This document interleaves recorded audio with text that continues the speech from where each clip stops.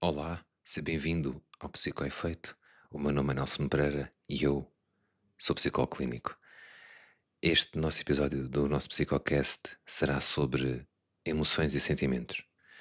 Falo muito sobre amor próprio, como sabes, tenho aqui muitos episódios que falam sobre essa matéria no qual eu partilho contigo, por vezes, uma visão minha mais clínica e outra uma visão mais científica do assunto. E hoje venho aqui falar sobre um assunto que causa muita dúvida a muitas pessoas, que tem a ver com emoção, por um lado, e sentimento, por outro. Como sabes, desde já quero agradecer-te por estares desse lado, por me teres dado todo o apoio e sugestões para temas. Eu tenho também esta novidade no YouTube, onde estás a ver e a ouvir, eu tenho a imagem e o som, e no Spotify apenas só tenho som. Portanto, se estiveres-me a ouvir pelo Spotify e queres ver as imagens que eu vou colocando aqui, peço-te que vás até ao YouTube e dês lá uma olhadela. Vai ser tão bom como o Spotify, só com a imagem. Obrigado por estar desse lado mais uma vez. Gratidão. Então vamos aqui ver o que nós vamos falar hoje, que é uma arquitetura de sobrevivência. Durante muitos anos pensou-se que o ser humano chegou até aos dias de hoje por obras divinas, ou por apenas e só por instinto. A pergunta é: que instinto é que nós estamos a falar aqui? Então nós estamos a falar aqui do instinto de sobrevivência. E o que é importante neste caso de referir? Por um lado, há aqui uma origem de uma evolução amplamente estudada em outras áreas, como por exemplo a biologia evolutiva, que fala nesta evolução do ser humano como ser, e também depois na parte mental, como a evolução da mente tem chegado até aos nossos dias de hoje. E depois, uma introdução aqui de uma área específica que vem de uma união entre a neurologia e a biologia, que é a neurobiologia, que está associada aos sentimentos. Ou seja, que áreas é que do nosso córtex, do nosso cérebro, estão associadas a esses mesmos sentimentos. Então eu hoje trago-te aqui um trabalho baseado em António Damasio e em outros autores, que, que reflete muito este pensamento de dar a explicar que conceitos são estes quando falamos de emoções e de sentimentos. Quero-te pôr aqui a pensar um pouco sobre esta questão deste mito, não é? Entre um mito e uma realidade biológica, ou seja, uma realidade que é, de certa forma, inegável. O mito tem a ver com o facto de acreditava-se aqui há muitos anos que os sentimentos faziam parte de subprodutos cognitivos completamente abstratos, que tinham a sua origem na, exclusivamente no córtex cerebral humano. E quando eles chamavam nas áreas mais recentes do córtex, eles falavam no chamado no neocórtex, ou seja, que é a parte mais à vista que nós temos do nosso cérebro. O cérebro tem uma evolução desde o tronco encefálico até ao neocórtex, ou chamado córtex, ou zona cortical, e depois, entre esses dois níveis, entre o tronco cerebral e o córtex, nós temos regiões chamadas subcorticais, onde temos, por exemplo, a amígdala, que é o centro das emoções, que estão dentro do nosso cérebro, portanto, nas zonas subcorticais, portanto, abaixo do nosso córtex. É obviamente que hoje sabe-se que isso não é realidade, é claramente um mito. Como se o ser humano só tivesse desenvolvido sentimentos aqui há umas centenas de anos. E não. Nós, até que provem o contrário, nós já temos isto desde que nascemos. E, aliás, é muito interessante porque, se nós olharmos para a perspectiva humana, foi exatamente as emoções, que já te vou dizer ali à frente qual é que é o seu conceito, pelo menos um dos mais estudados. As emoções, em última análise, foram aquelas que nos trouxeram até aos dias de hoje. E depois temos uma realidade que é biológica, ou seja, é inegável, é nossa, tem a ver com a nossa vida humana, que é que de facto os sentimentos são experiências mentais de estados corporais, portanto, da forma como o nosso corpo está, e são uns mapas introspectivos. Já vamos ver o que é introspecção e extrospecção, que são primordiais da nossa mente. O que é que isto significa? Eles são concebidos para garantir a nossa homeostase. A homeostase é o equilíbrio do corpo. Ok? O corpo como um todo. Portanto, isto eu gostava de trazer aqui só para nós termos aqui uma base do que é mito e do que é realidade. Portanto, o mito é baseado muitas vezes em construções sociais, sem nenhuma base científica, e a realidade biológica, não, essa tem uma base científica amplamente estudada. Então, vamos falar aqui um pouco sobre o que é que são as emoções e os sentimentos. Então, vamos pôr aqui emoção e sentimento.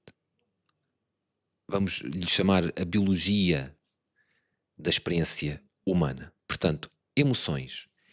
Emoções são repentinas. Uns estudos muito interessantes na parte da neuropsicologia deram-nos a perceber que as emoções têm, têm uma duração de cerca de 90 segundos.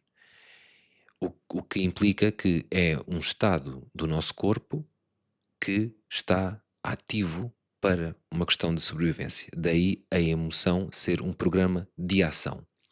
Portanto, são um conjunto de ações fisiológicas automáticas, portanto, estão ligadas ao nosso sistema nervoso periférico, como o batimento cardíaco, expressões faciais, que restauram o nosso equilíbrio. Eu estou perante uma situação de desafio, como tu podes ver aí nesse desenho.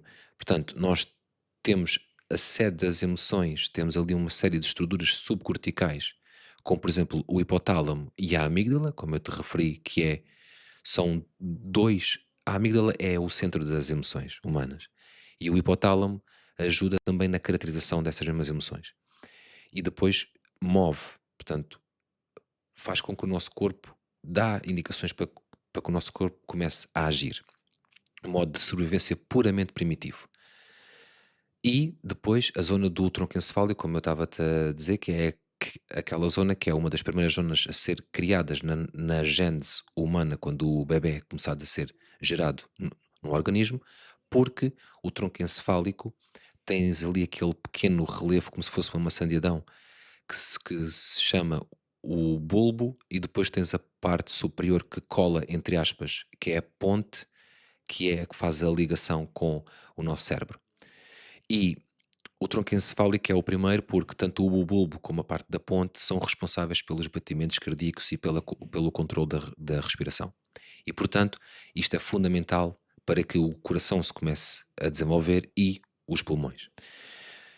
Ora, quando nós fazemos esse mapeamento mental da nossa da, da ação que temos que fazer, porque há um estímulo externo que me ativa esta minha sobrevivência, é, por exemplo, quando alguém nos ofende, quando alguém nos chama nomes, nós temos uma tendência para nos defender, ou quando alguém nos quer agredir, físico ou verbalmente, e nós tendemos sempre a responder. Isso é o modo de sobrevivência completamente ativo, não há dúvida aqui.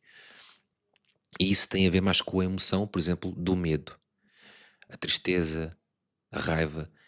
Essas emoções, eu não partilho da opinião de que haja emoções positivas ou negativas. Aquilo em que eu acredito é que as emoções são adaptativas ao meio que eu tenho à minha volta. E isso vai-me permitir ter uma melhor resposta, ou se quiseres uma resposta mais adequada a uma potencial ameaça externa, que é uma definição que está muito idêntica com a do stress. E depois a minha avaliação é que me vai fazer ficar em stress ou deixar de ficar em stress, por exemplo, quando eu aplico uma estratégia que é uma estratégia que cumpriu com o seu dever de me tirar daquela situação ameaçadora. Por outro lado, o sentimento. O que é que nós falamos de sentimento? Nós falamos sempre numa experiência mental que é uma percepção subjetiva Porquê é que é subjetiva? Porque varia de pessoa para pessoa. E consciente do estado de corpo, do corpo após a ativação de uma emoção. Vamos pôr aqui um exemplo da questão do amor, sabes que é um tema que me é muito querido. O amor, a emoção, vamos pôr paixão, ok? A pessoa desenvolve, portanto, é ativada a paixão e com o passar do tempo a pessoa desenvolve o sentimento de amor.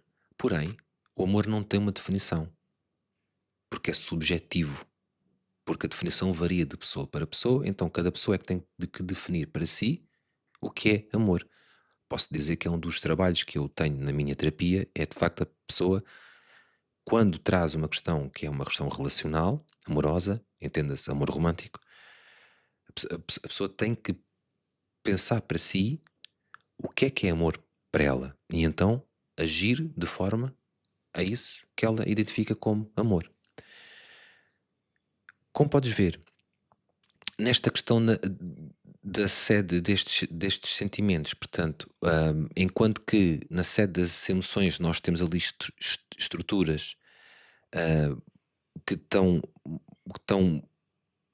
não só no tronco encefálico, mas também na parte subcortical.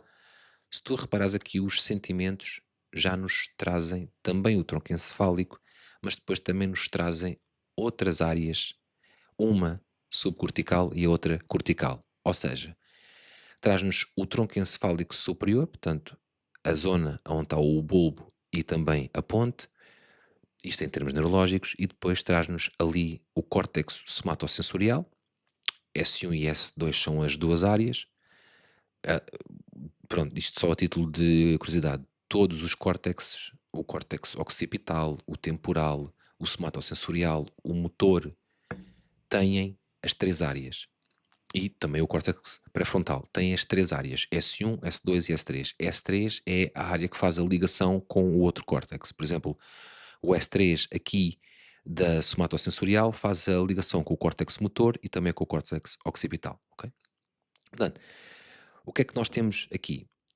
Nós temos aqui depois uma introdução de uma outra área que é a ínsula, que está diretamente relacionada com aquilo que nós definimos como sentimento, como esta percepção subjetiva daquilo que eu estou a sentir. E é ativada sempre que eu tenho sentimento. Quando nós dizemos assim, mas o sentimento é o que eu sinto, certo, mas eu quero saber o que é que tu sentes. Porque podes estar a sentir uma emoção, e são coisas diferentes, como já vimos aqui. Porquê?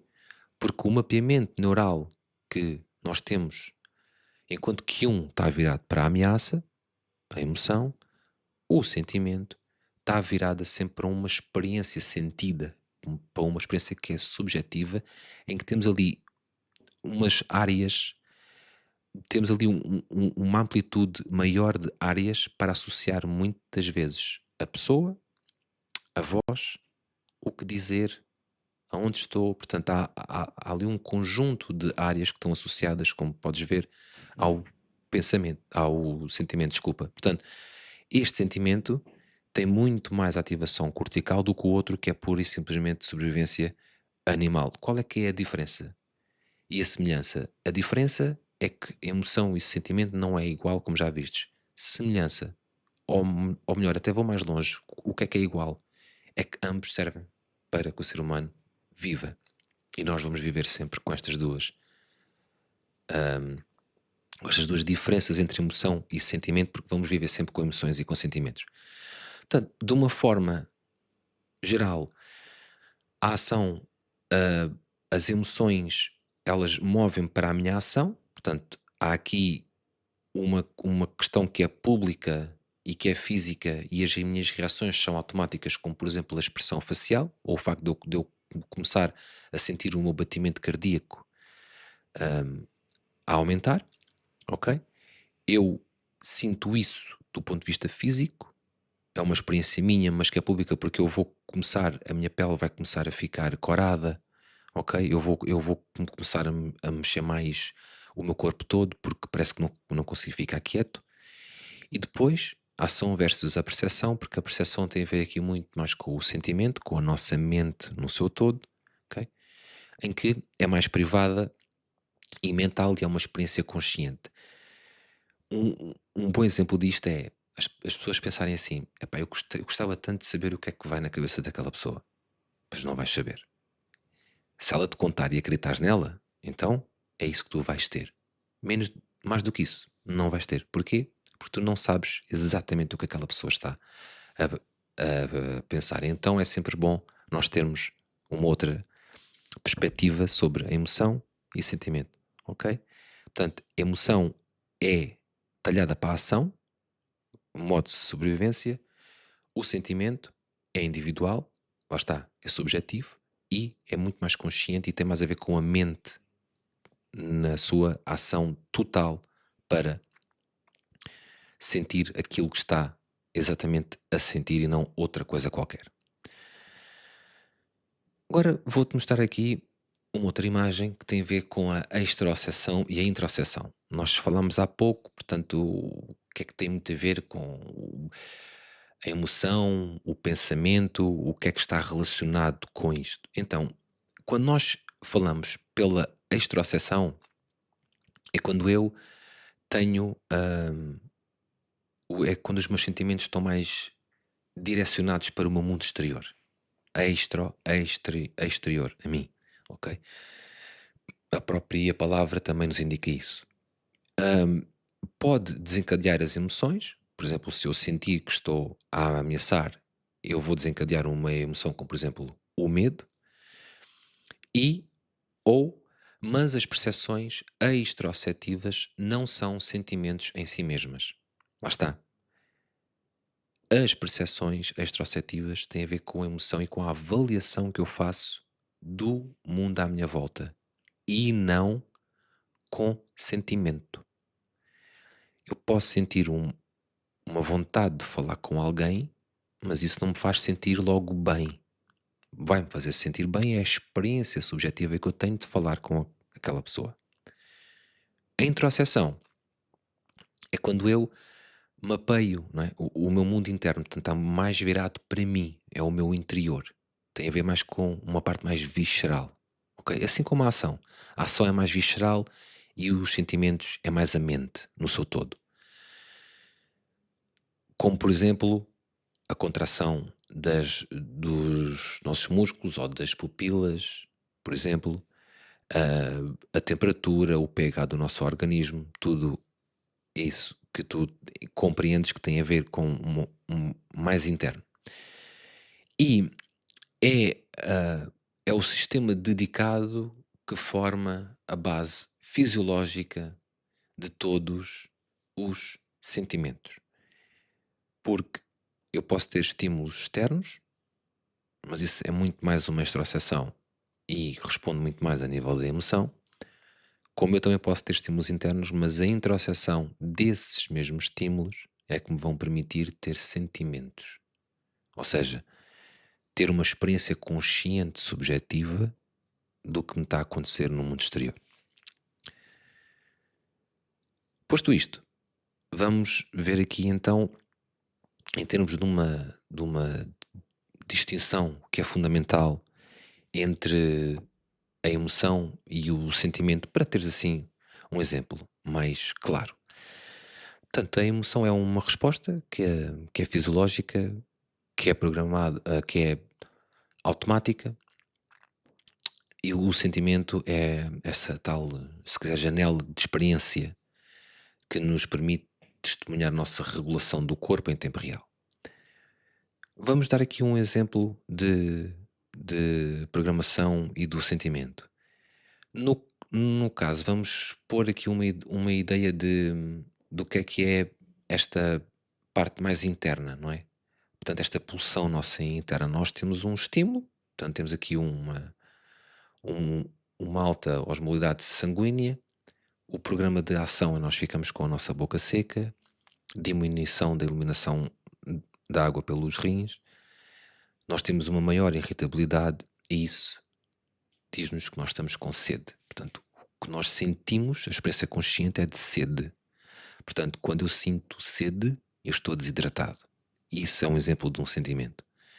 Quando nós temos uma emoção que é externa, um estímulo externo, temos a visão de uma ameaça, por exemplo, um urso, não é? O programa de ação é o aumento do ritmo cardíaco, porque o sangue tem que começar a bombear mais forte para os músculos para eu correr, para eu fugir. Tenho uma secreção de cortisol, esse stress segrega não só o cortisol, mas também vai-me segregar a adrenalina, e a minha expressão facial não é de quem está propriamente feliz, não é? É de quem está com medo, de quem está até eventualmente aterrorizado, porque eu tenho um urso a correr para mim e eu tenho que sair daquele sítio. E então o sentimento que eu tenho, a emoção, é medo. Eu tenho uma experiência de medo porque eu estou a ativar claramente aqui o meu modo de sobrevivência. Para te dar assim um contexto, deixa-me pôr aqui este meu último infográfico, ou slide se quiseres. Esta parte biomédica também é muito importante de trazer aqui, na minha opinião, porque os maiores desafios, de facto, que nós sentimos hoje no mundo, não são, como diz aqui, não são meros desequilíbrios abstratos, são patologias estruturais na arquitetura do próprio sentir e da homeostase, que é o equilíbrio do ser humano, o equilíbrio interno. Por exemplo, quando eu estou com sede, eu vou beber água e, passado uns minutos, o meu corpo começa a filtrar novamente água e então baixa os níveis de alerta e vai outra vez para os níveis de homeostase. De certa forma, também testamos muitas vezes a resiliência que temos no nosso organismo. Depois aqui, a nível da depressão, estes três pontos eu achei muito importantes trazermos aqui. A depressão é uma falha interna, não é? Destas redes, desta introspecção. Portanto, a pessoa aprisiona-se a um mapa interno de uma valência negativa, portanto, acha que é um peso para alguém, acha que não está aqui a fazer nada e acaba por não se valorizar a si e à sua vida e entrar nesta espiral depressiva que, já sabes, se for o teu caso ou alguém que tu conheças, por favor, contacta um dos profissionais da saúde, como os psicólogos ou os psiquiatras, para te ajudarem a sair, porque é sempre possível. Sempre. Os vícios, as adições, mais conhecidas como vícios, em que esta parte neurobiológica, eu gosto muito desta expressão, o sequestro neurobiológico, gosto disto, porque de facto a pessoa fica sequestrada, fica refém de um sistema que